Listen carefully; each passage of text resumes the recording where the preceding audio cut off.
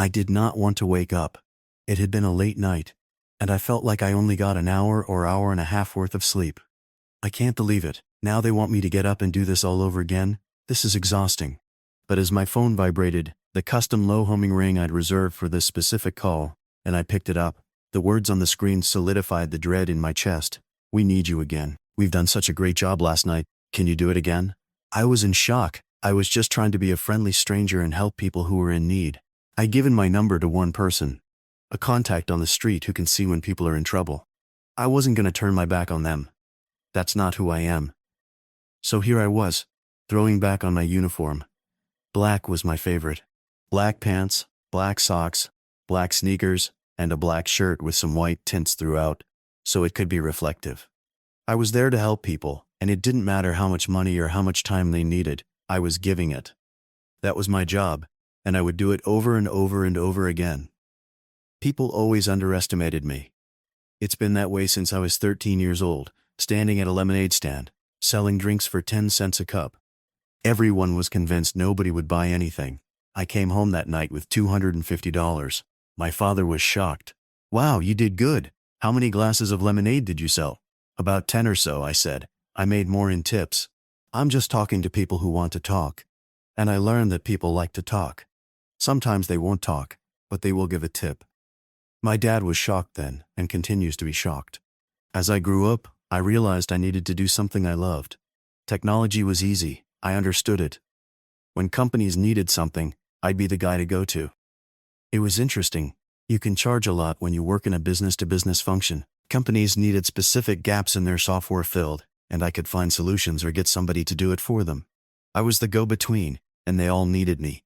That's how I made my money. I didn't make a lot at first, but I had enough to live on. Then, with some good investments, I was able to get into some companies that have given me a comfortable lifestyle. It allows me to give back. That's what's so important to me, helping others in need. Everybody needs a helping hand. Even I did at a certain point in my life, and if it wasn't for my mentors, I would have never survived. The steel door. I was walking down the stairs of my apartment building when a scream ripped from a steel door off to my right side. I'd heard the screams before, the muffled sound of distress that always made my gut clench. But this was different. This was sharper, more frantic. Was it really the guy gonna beat his wife to death? Her name was Sharon. She was the nicest woman in the world. Every time I saw her, she'd give me a smile. But she was always covered, a turtleneck and long sleeves. It didn't matter if it was 90 degrees out or 40 degrees. She was covered. I had heard her screams before, but I hadn't paid attention. When I asked her if she was okay, she would always say, "I'm fine, thanks so much for asking," smile, and leave me alone. But tonight was a brutal symphony of noise. The screams were loud, and they rummed back and forth inside of my brain, overriding the exhaustion. I was not going to take this tonight. I was already running on fumes after a late-night call, and I refused to ignore this immediate localized need. I turned, took a deep breath, and slammed my hand on that steel door. Bang, bang, bang. It hurt my hand, but there was no response. Then 2 more piercing screams came. The last remnants of my patience snapped. I made a fist and went bang, bang, bang, again on that steel door. The door ripped open. The man stood there with a grin, a cruel, self-satisfied smile. My eyes went past him. Sharon was on the floor. I could see her kneeling, blood coming from her nose. She was leaning over, drops of blood staining the floor around her as she held her nose in bloody hands. I couldn't resist. My fist was already clenched with rage. It took me almost a split second to wind back and slam his nose. My fist hit his nose with such force, he fell over. I jumped on top of him, delivering 2 more quick, heavy blows, left, right, until he was knocked out. I walked over to Sharon. "Are you okay?" I said, grabbing the tissues from the counter. She was crying and in tears. She looked up at the man's unconscious body, then at me. "What did you do?" she whispered, her voice a mix of fear and disbelief. "What did you do?" "I had enough," I said, my voice low and firm. "You no longer need to be worried about him, about getting beaten. This is not your life, and you should never have to deal with this ever again." Her eyes welled up. "But where will I go? He's the breadwinner. I have no money. I have no career. I have nothing. Without him, I am." "It's okay. I'll take care of you. Come with me." "Are you sure?" "It's not your issue," she said. her concern shifting to me. You've always been so nice to me. It's not a problem. Let's go upstairs. You can come to my place. I'll get you cleaned up. The phone call was still pending, but I had a more immediate priority. I have to go out for a couple hours, but let's get you set. He won't even know you're around. He'll think you had just left, and we'll work it out when I get back. Sharon started to weep and just hugged me. Her blonde hair was long and smooth. Her face was nice in the eyes, but she was hurting. I needed to take care of her. No matter what, I needed her to know she would be safe. Up in my apartment, I showed her where the shower was, the towels, and the clean clothes in my closet. Use whatever you want, I instructed. She looked at me, confusion still mixing with the fear in her eyes. Why are you doing this for me? Sharon asked. Because you needed it, and I'm here to help, I answered. She smiled and gave me a hug. Then, I left. The night was just beginning. The designated location. I arrived at the designated location. It was outside some outlet mall at 9:30 p.m., completely deserted. Only the lights of the vending machines, a Coca-Cola, a Dasani, and 2 chairs with an umbrella broke the darkness. Sitting outside in one of the chairs was the man I knew would be waiting. No cigarette, no cigar, just sitting there, not even a phone out and open. I sat across from him. His pale face, brown eyes, and brown hair were similar to mine. He was dressed like me, black pants, black shoes, and a dark gray shirt. It was one of those fishing shirts, full of zippers and pockets. He always seemed to have pockets everywhere, for his small notebook, pens, or whatever else he needed. He leaned over. We have an issue. The community right over there, he said, pointing, has some gang activity. They've been ransacking houses and stealing whatever they can from people. How many? I said.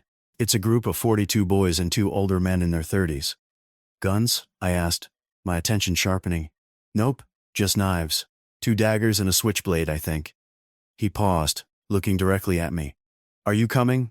Of course, I am. You're not doing this alone, I confirmed. Let's make sure this community stays safe. If we eliminate this threat, it's a step, one step at a time. You know this is just the first step. Once we get these guys locked up, there's always going to be more, he cautioned. I know, I admitted, but I have to do something.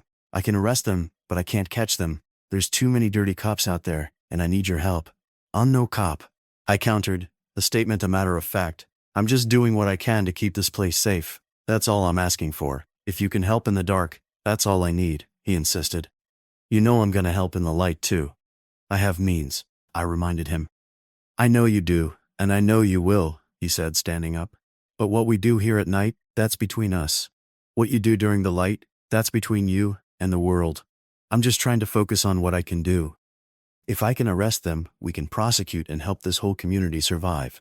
That's the plan. They both got up, they shut their cell phones off. They closed their jackets so they were completely invisible. Then they walked across the street into the community. We saw a small black van in front of one of the houses. It was running. The taillights were on. It was them. All we needed to do was act. The takedown. I'll take the driver's side, I whispered. Once he's knocked out, I'll shut the car off, and we can approach. I walked straight behind the car. The guy wasn't paying any attention. He was focused on a cigarette or vape in his hand, and his phone. Always hate headphones, I thought. A major distraction for most people, but tonight, it was my advantage. I moved quickly, ripped the door open, grabbed the guy's left hand, and threw him onto the black cement. He landed face down, wondering what the hell had happened. I took my fist and knocked him out. He lay there. My friend took his legs, I took his arms, and we moved him into the grass. We sat him up next to a tree. We handcuffed him with zip ties and left him there.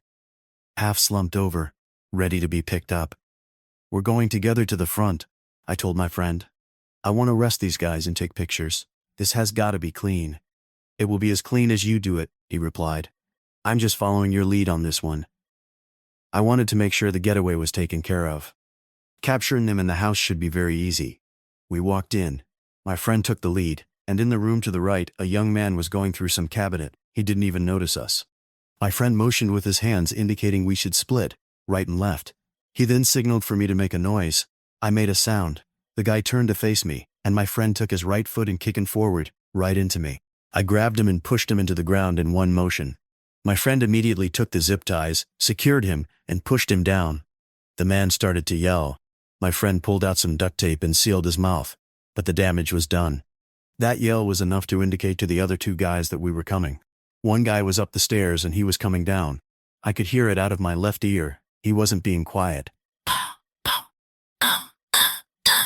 Down the stairs. You could hear them running, not being professional or slick. They were rushing.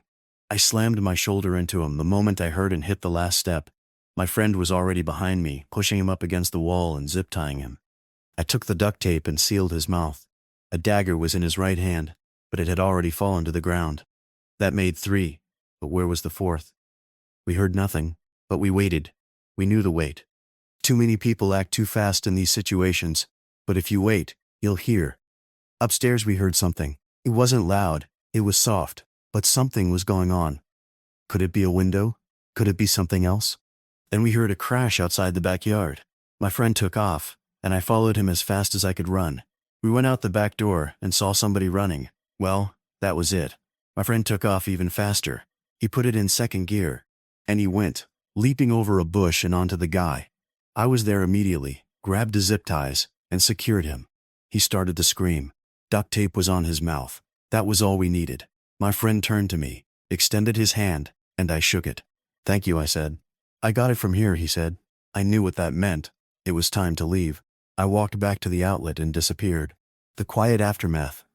I got home to find Sharon sitting on the couch, watching TV, bundled in a blanket and with a warm cup of tea. The bruises on my hand were a little visible. "Are you okay?" she asked immediately. "Let me go clean them up." She ran to the kitchen, grabbed a washcloth, and gently washed my hands, helping the bruises. "I know you're not a bad guy, but what were you doing tonight?" she asked, looking up at me. "I was helping people in need. That's what I do," I said simply. She looked around the apartment and pointed. "You don't need to do that," she said, confused. "You have everything you need here." "I do, but people need help," I explained. "And if I can help, I will, just like helping you." She met my eyes. "You don't have to go through it alone. I can be there for you," Sharon offered. "Well, let's take it one step at a time," I replied, softening my voice. "I want you to be better and heal. After I help you, then we can talk about that. Right now, let's make sure you're safe." "Thank you. You as well," Sharon said. After an awkward pause, she pointed to the counter. "Would you like some tea? I see you have a whole selection." With a genuine smile, I said, "That would be great. Let me just change my clothes." When I came back, she handed me a cup of tea with a smile. We sat watching some show and talked. I don't remember much else, but I remember feeling that I made a difference tonight, and that's all I can do. Do it one step at a time.